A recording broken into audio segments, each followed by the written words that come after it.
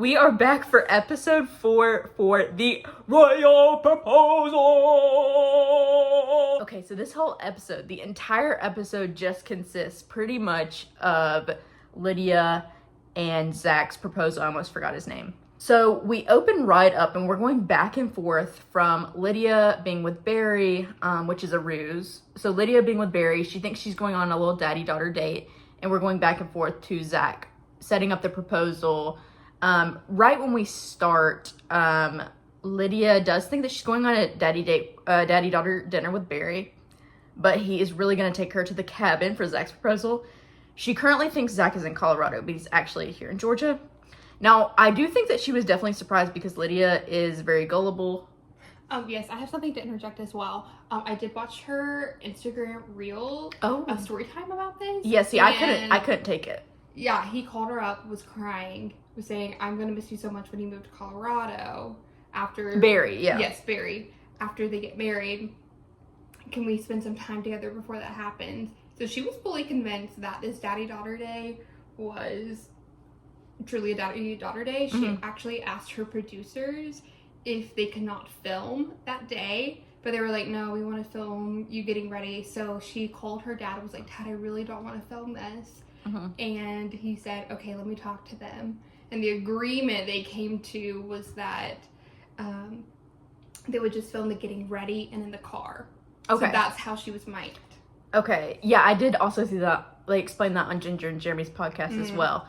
And so she thinks he's still in Colorado, and she says that she assumes she'll move to Colorado one day, but current day, I believe Veronica said that they moved to Florida just a little while away from Kim, so she's very much under Plath control. But I think at this point, the only adult sibling that actually lives in Georgia is Isaac, and I guess Micah's still in Boca Raton. Maybe he came back to Georgia, so who knows. But I feel like Micah is really the lesser of a few evils. You know what I mean?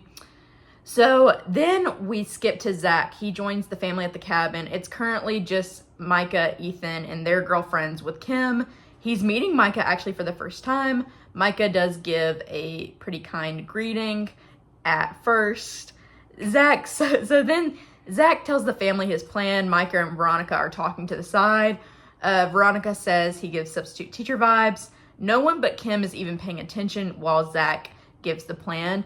And so a lot of people were really disappointed in Veronica's overall attitude during the proposal. They said that she's bullying Zac, but then she gets online and is upset with Micah and Ethan bullying her. So a lot of people were really upset with Veronica and how she behaved. Micah says Zac is way too particular. Ethan calls him pushy and an idiot and a talking head, and also under his breath. So it's very possible that Zac heard that. Kim does point out that Ethan and Micah are not paying attention and a talking head, but she literally says nothing and doesn't stop them. She's like, oh, those are just my boys, like whatever. Like, Kim, girl, please. Micah rolls down the hill and tries to knock Zac's ass down.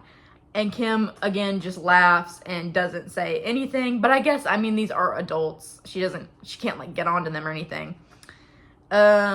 She also says that this is what being in the Plath family is like. And it's like, yes, this is why all of these significant others end up hating being in this family, because they are so annoying.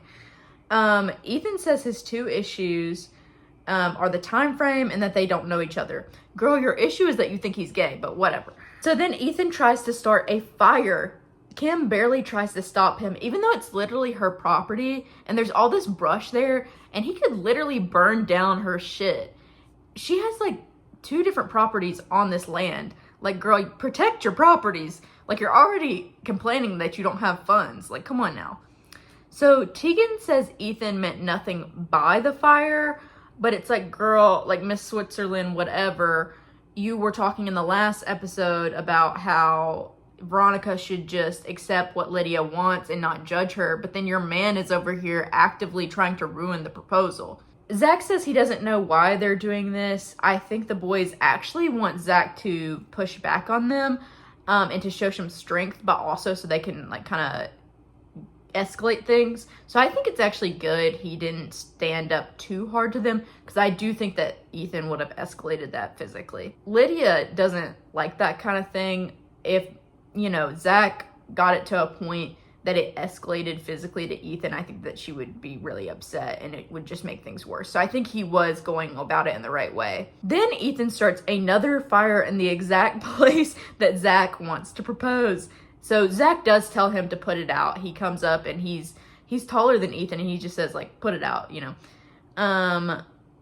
Zac says he will propose fire or not. Ethan tells him to put it out himself and then storms off and then complains and says he was actually trying to help. Like, Ethan, girl, shut up. So then we come back from a commercial break and Ethan and Micah go off alone with Veronica. Micah says he has a temper. Zac has like, you're pushing this man to the absolute edge and he really isn't doing anything to you. He doesn't have a temper.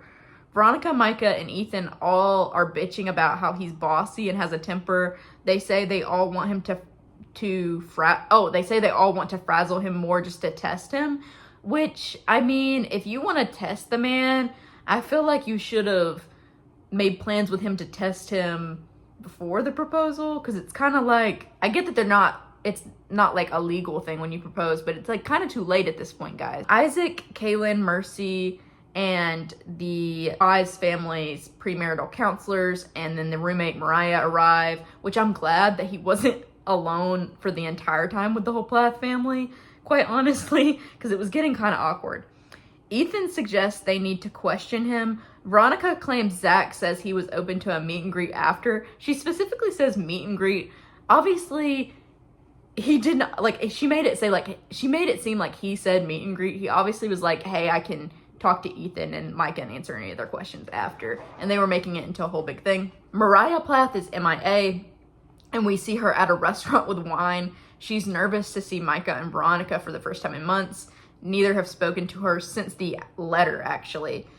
She also updates us that she'll be moving from Florida to Montana the following month. But I think, honestly, that'll be good for her. No family, less people in Montana, and it's also, obviously, the film crew is going to film mostly in Georgia, and they're not going to go all the way up to Montana all the time. I think it's just good for her to be less on the show in general. We go back from the next commercial break, and Lydia and Barry finally head to the cabin. Kim told Barry to drop towels off at the cabin for a guest as a ruse to get Lydia to the proposal spot. Zac is lining people up in a very specific order. I don't know what the logic behind the order was, but he had like an order, which I get, that's a little extra. He shouldn't have invited all the siblings, in my opinion. I get that Lydia probably would have wanted that, but I really think he could have just done the parents, her friends, and the counselors. Like, we didn't need all the siblings, or maybe just like invite the closest girl siblings, Mercy and Mariah.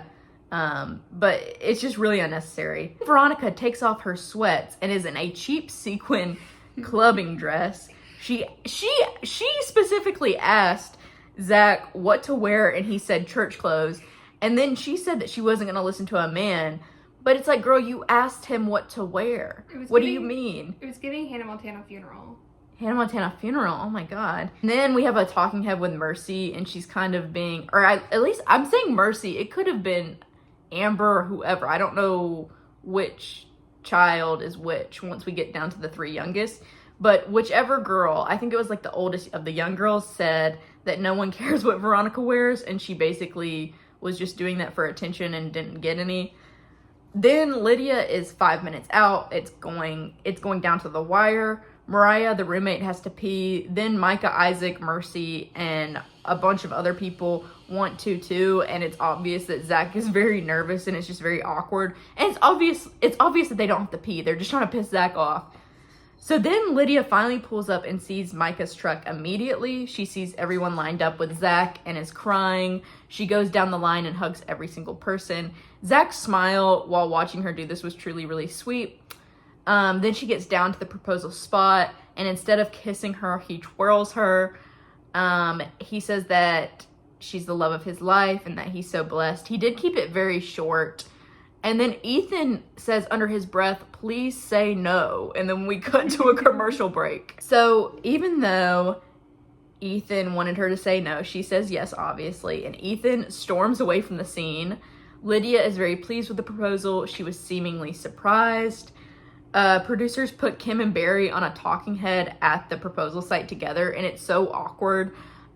Kim said that the wedding will be worse than the proposal in terms of elaborateness and just him kind of being very particular about things.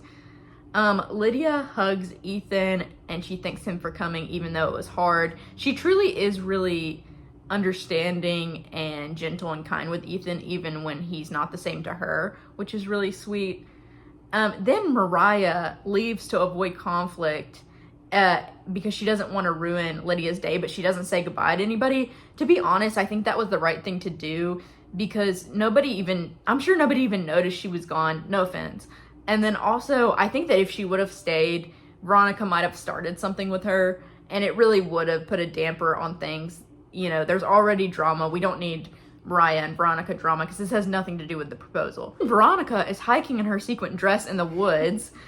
She calls Olivia for advice, and Olivia answers in one ring. The cameraman tells Veronica to keep it down, and Olivia says, "Bring me as a +1 to the wedding, LOL." Obviously, she was just kidding. I kind of thought that was funny, but it's also like, maybe there was something off camera, but nobody was being rude to Veronica. And again, maybe they didn't film it. There was a lot to put into one, 40-minute episode, but it really didn't seem like anybody was being rude to Veronica, really, honestly. Okay, so then 2 hours later, Micah and Ethan are in the cabin and ready to talk to Zac. They say they don't know each other, and it is just a crush made worse by the fact that they're not kissing. They don't want her to be hurt like Mariah has been hurt by men. And then we cut to a commercial break. So Zac walks in. Micah thanks him for making Lydia happy, but he says there would be consequences for hurting her. And Zac is obviously like, yeah, I get it. It's fast. Like, that's never my intention. I truly love her. Like, whatever. Like, Micah, please. Like, anyway, Ethan asked why so fast. Zac says it was natural. Zac says they spent every day together in Colorado. It felt like months and a week. And Ethan's like, girl, it was really just a week, which I agree with. It's just the way that Ethan goes about it is just so terrible. Micah is concerned about stability, which is the first time that we even kind of talk about this, because at this point, Zac hasn't even shared what he does for a living. So Zac shares he's coaching tennis and his dream is actually to run a coffee shop one day. And it's like, Zac says things, people already think he's gay. Zac says things that do him no favors at all. Just say that you want to own some sort of business, like you have an entrepreneurial spirit. You didn't need to say the coffee shop part. So gay. And also, I do wonder, like, girl, how much are you making as a tennis coach? Like, that can't be very lucrative. I'm surprised they didn't ask more questions about that. Like, how much, like, get really deep into how much he makes or something. Ethan asks how he feels when he's with Lydia. He says he feels confident, which the boys are very confused by. And Zac stumbles really hard. That part was really hard to watch. I do think he was just nervous because they were kind of intimidating him. But I do feel like I do think he really loves Lydia. He definitely could have given a better answer to that. Ethan asks how they're saving their first kiss. Like, he just doesn't understand it. Zac says it's because of who Lydia is, and he feels like she deserves more and deserves to be honored more. Ethan wants him to say he does want to. Like, in the talking head, he's like, I want Zac to say he does want to. Which it's like, then if he said, like, dang, I really want to kiss Lydia, Ethan, you would be like, oh, he's gross. Like, he just wants to get in her pants. Like, and he has to marry her to do that because of his religion. Like, you would be mad either way, Ethan. Like, please chill. And Ethan just doesn't like the no kissing for religious reasons in general. Micah and Ethan say they are concerned about the passion and compatibility, which it's like, okay, I get you being concerned about that, but it's also just weird to bring up because you're her brothers and you're just, like, concerned about the passion in her marriage. Is very odd. Ethan asks if he wants to kiss her.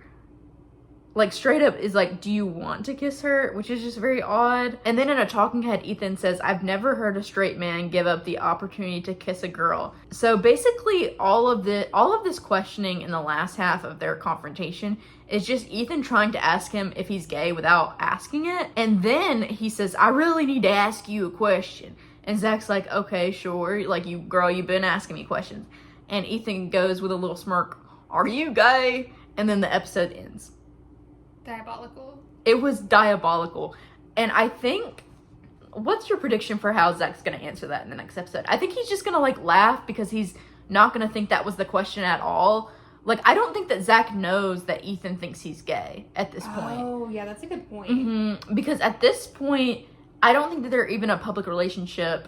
I don't think that people online even started calling him or asking if he was gay until he started talking, like, in the videos. And at this point, they haven't posted, like, any talking videos of them. So I think that he's going to be very caught off guard and just laugh and be like, no? Like, yeah, I think he's going to be very confused. Yeah, I think he's going to be confused. Be like, what? And then I think in the next episode or two, Veronica's going to tell Micah that she's been talking to Olivia, and then Micah is going to tell Ethan. And I think that Ethan's going to lose his shit, but he's going to try to keep it cool for the cameras. Do you have any extra thoughts on the episode? It was beautiful, and I'm ready for the royal wedding now. I think that will be the last episode. I am curious about how many episodes the season will be, because it feels like it's going pretty fast. Like, we already have I get the relationship was fast, but we already have the proposal in episode 4. Like, are we gonna have the wedding by episode 8? But I guess there could be like a lot of like wedding planning. Yeah, I'm sure there's a lot. Content, especially with it being such a short engagement as well. There's gonna be like a lot of like mishaps and, you know, things with trying to get the wedding plan and everything. So I'm very excited. I get why Ethan and Micah are concerned, but the way that they're going about it is just awful. And it just seems more like they're more upset that he seems gay than the actual fact that it's like moving fast. I don't even think they care about that. I think that if it was like somebody else, they really wouldn't mind that much, is the weird part. But anyway, that's all for the proposal episode 4. We'll see y'all next week.